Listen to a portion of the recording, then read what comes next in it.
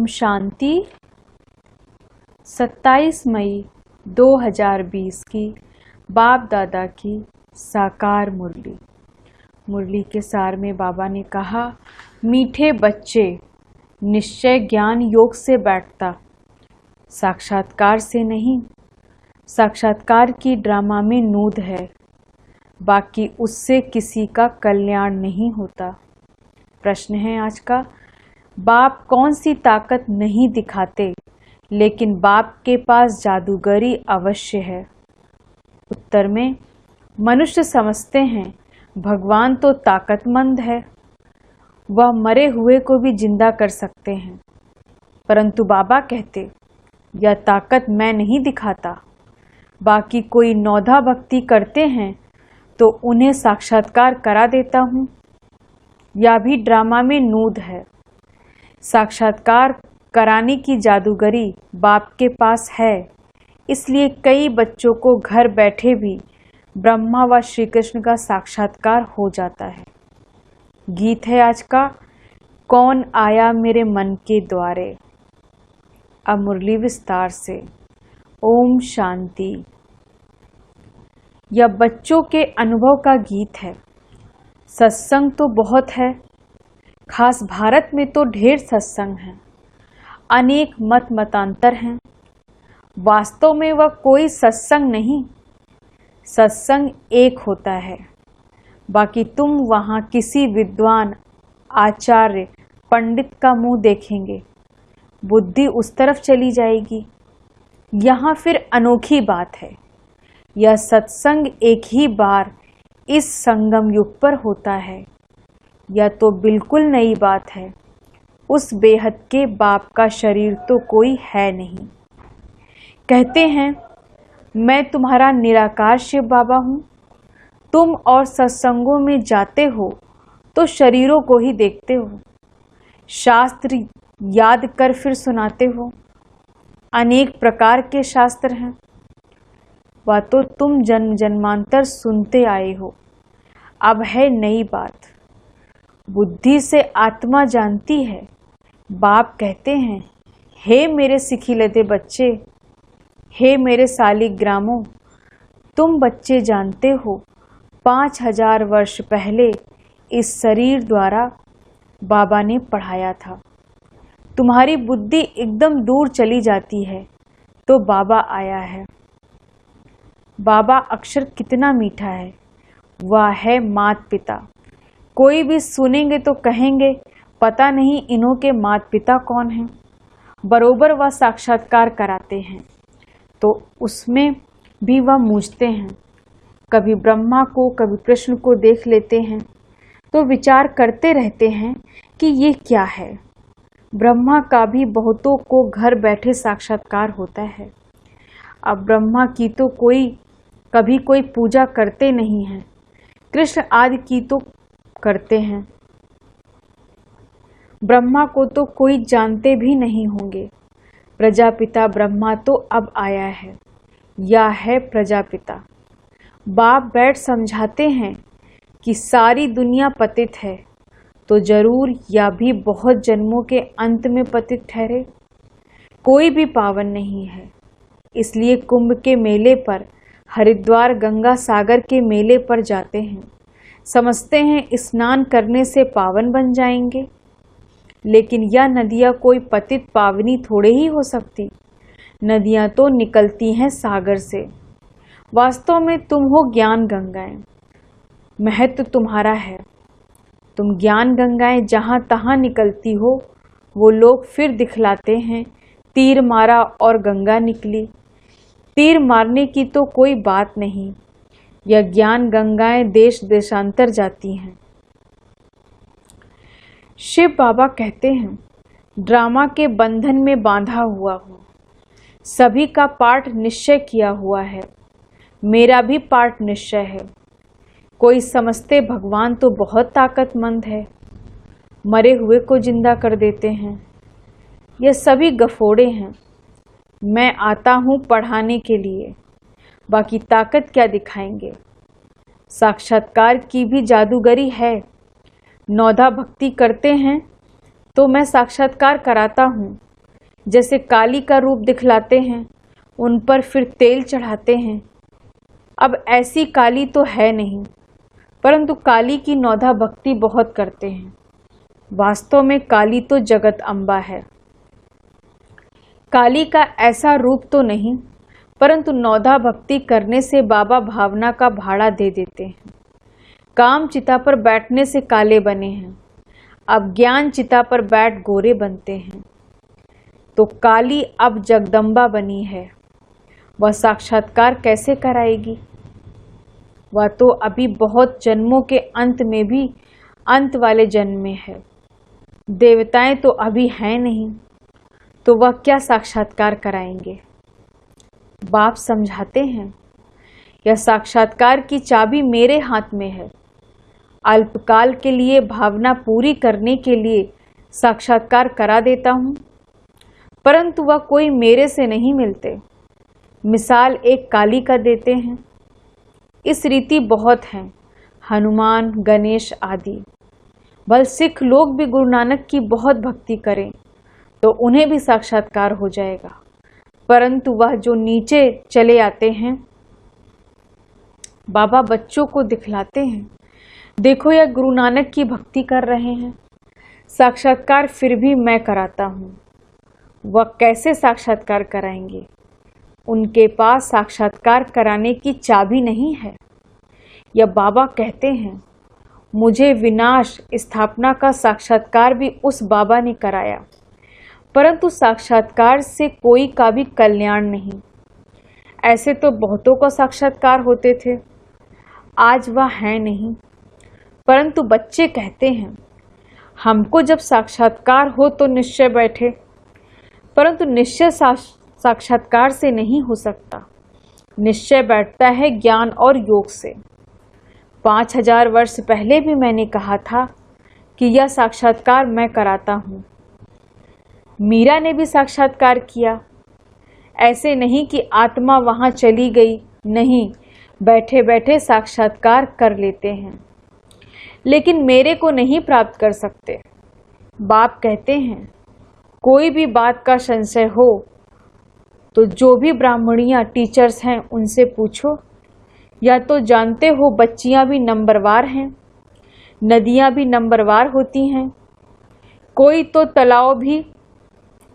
तालाब भी हैं, परंतु गंदा बासी पानी होता है। वहाँ भी श्रद्धा भाव से मनुष्य जाते हैं। वह है भक्ति की अंधश्रद्धा। कभी भी कोई से भक्ति छुड़ानी नहीं है। जब ज्ञान में आ जाएंगे तो भक्ति आपे ही छूट जाएगी। बाबा भी नारायण का भक्त था। चित्र में देखा लक्ष्मी दासी व नारायण के पांव दबा रही है, तो यह बिल्कुल अच्छा नहीं लगा। सतयुग में ऐसा होता नहीं। तो मैंने एक आर्टिस्ट को कहा कि लक्ष्मी को इस दासीपने से विदाई दे दो। बाबा भक्त तो था, परंतु ज्ञान थोड़े ही था। भक्त तो सभी हैं, हम तो बाबा के बच्चे मालिक हैं। ब्रह्मांड का भी मालिक बच्चों को बनाते हैं। कहते हैं, तुमको राज्य भाग देता हूँ। ऐसा बाबा कभी देखा? उस बाप को पूरा याद करना है। उनको तुम इन आँखों से नहीं देख सकते, उनसे योग लगाना है। याद और ज्ञान भी बिल्कुल सहज है। बीज और झाड़ को जानना है। तुम उस निराकारी झाड़ से साकारी झाड़ में आए हो। बाबा ने साक्षात्कार का राज भी समझाया, झाड़ का राज भी समझाया। कर्म अकर्म विकर्म की गति भी बाबा ने समझाई है। बाप, टीचर, गुरु तीनों से ही शिक्षा मिलती है। अभी बाबा कहते हैं, मैं तुमको ऐसी शिक्षा देता हूँ, ऐसे कर्म सिखलाता हूँ जो तुम 21 जन्म सदा सुखी बन जाते हो।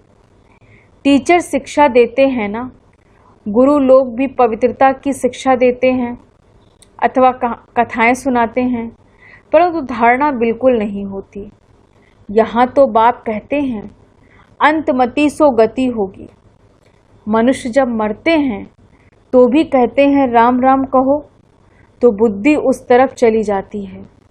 अभी बाप कहते हैं तुम्हारा साकार में योग छूटा, अब मैं तुमको बहुत अच्छे कर्म सिखलाता हूँ।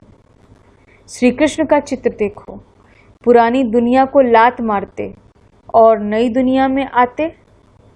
तुम भी पुरानी दुनिया को लात मार नई दुनिया में जाते हो, तो तुम्हारी नर्क के तरफ है, तो तुम्हारी नर्क के तरफ है लात, स्वर्ग तरफ है मुंह। शमशान में भी अंदर जब घुसते हैं तो मुर्दे का मुख उस तरफ कर देते हैं, लात पिछाड़ी तरफ कर देते हैं। तो यह चित्र भी ऐसा बनाया है। मम्मा बाबा और तुम बच्चे, तुमको तो मम्मा बाबा को फॉलो करना पड़े। जो उनकी गद्दी पर बैठो, राजा के बच्चे प्रिंस प्रिंसेस कहलाते हैं ना। तुम जानते हो हम भविष्य में प्रिंस प्रिंसेस बनते हैं। ऐसा कोई बाप टीचर गुरु होगा जो तुमको ऐसे कर्म सिखलाए। तुम सदाकाल के लिए सुखी बनते हो, यह शिव बाबा का वर है। वह आशीर्वाद करते हैं या नहीं, हमारे ऊपर कोई कृपा है। सिर्फ कहने से कुछ नहीं होगा, तुमको सीखना होता है। सिर्फ आशीर्वाद से तुम नहीं बन जाएंगे, उनकी मत पर चलना है। ज्ञान और योग की धारणा करनी है। बाप समझाते हैं कि मुख से राम राम कहना भी आवाज हो जाता है। तुमको तो वाणी से परे जाना है, चुप रहना है। खेल भी बहुत अच्छे अच्छे निकलते हैं। अनपढ़े को बुद्धू कहा जाता है। बाबा कहते हैं अब सभी को भूलकर तुम बिल्कुल बुद्धू बन जाओ। मैं जो तुमको मत देता हूँ उस पर चलो। परमधाम में तुम सभी आत्माएं बिना शरीर के रहती हो, फिर यहाँ आकर शरीर लेती हो, तब जीव आत्मा कहा जाता है। आत्मा कहती है मैं एक शरीर छोड़ दूसरा लेती हूँ। तो बाप कहते हैं तुमको फर्स्ट क्लास कर्म सिखलाता हूँ। टीचर पढ़ाते हैं, इसमें ताकत की क्या बात है। साक्षात्कार कराते हैं, इसको जादूगरी कहा जाता है। मनुष्य से देवता बनाना, ऐसी जादूगरी कोई कर न सके। बाबा सौदागर भी है, पुराना लेकर नया देते हैं। इनको पुराना लोहे का बर्तन कहा जाता है, इनका कोई मूल्य नहीं है। आजकल देखो तांबे के भी पैसे नहीं बनते, वहाँ तो सोने के सिक्के होते हैं। वंडर है ना, क्या से क्या हो गया है। बाप कहते हैं मैं तुमको नंबर 1 कर्म सिखलाता हूँ, मन मना भव हो जाओ। फिर है पढ़ाई जिसमें स्वर्ग का प्रिंस बनेंगे। अभी देवता धर्म जो प्रायः लोप हो गया है, वह फिर से स्थापन होता है। मनुष्य तुम्हारी नई बातें सुनकर वंडर खाते हैं, कहते हैं कि स्त्री पुरुष दोनों ही इकट्ठे रह पवित्र रह सकें। यह कैसे हो सकता है। बाबा तो कहते हैं भल इकट्ठे रहो, नहीं तो मालूम कैसे पड़े बीच में ज्ञान तलवार रखनी है। इतनी बहादुरी दिखानी है, परीक्षा होती है तो मनुष्य इन बातों से वंडर खाते हैं, क्योंकि शास्त्रों में तो ऐसी बातें हैं ही नहीं। यहाँ तो प्रैक्टिकल में मेहनत करनी पड़ती है।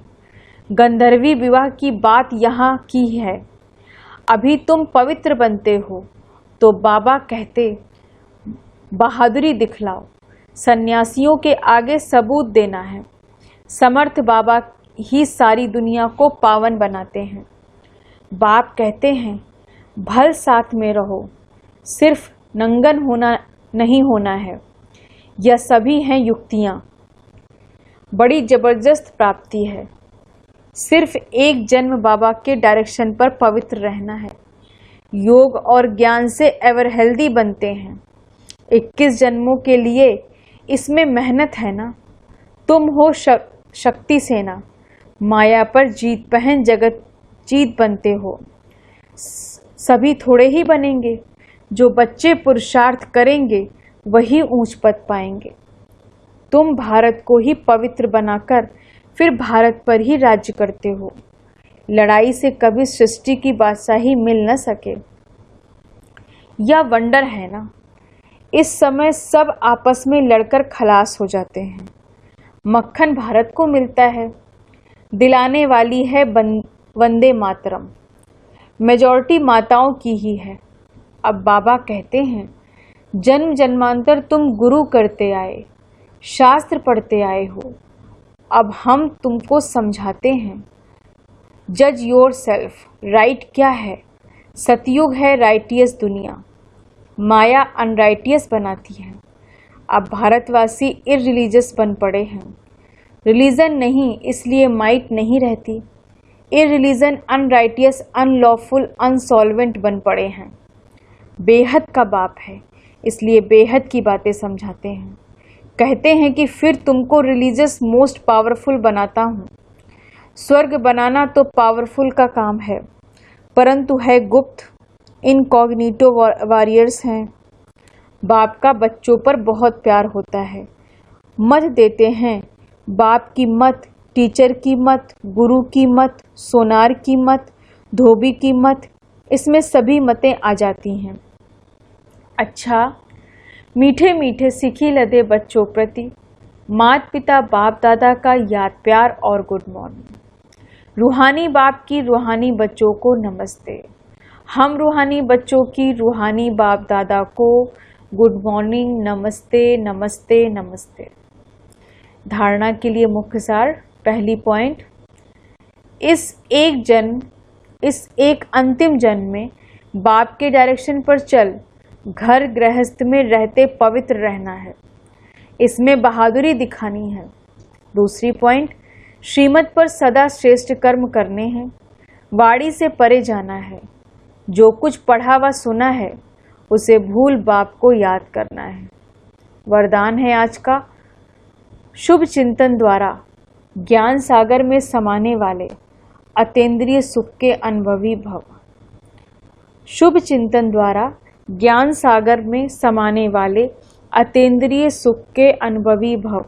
विस्तार से, जैसे सागर के अंदर रहने वाले जीव जंतु सागर में समाये हुए होते हैं, बाहर नहीं निकलना चाहते। मछली भी पानी के अंदर रहती है। सागर व पानी ही उसका संसार है। ऐसे आप बच्चे भी शुभ चिंतन द्वारा ज्ञान सागर बाप में सदा समाये रहो। जब तक सागर में समाने का अनुभव नहीं किया, तब तक अतीन्द्रिय सुख के झूले में झूलने का, सदा हर्षित रहने का अनुभव नहीं कर सकोगे।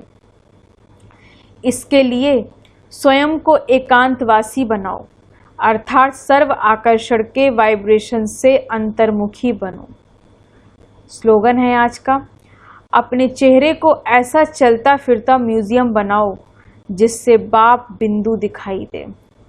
अपने चेहरे को ऐसा चलता फिरता म्यूजियम बनाओ जिसमें बाप बिंदु दिखाई दे। ओम शांति। धन्यवाद बाबा, धन्यवाद।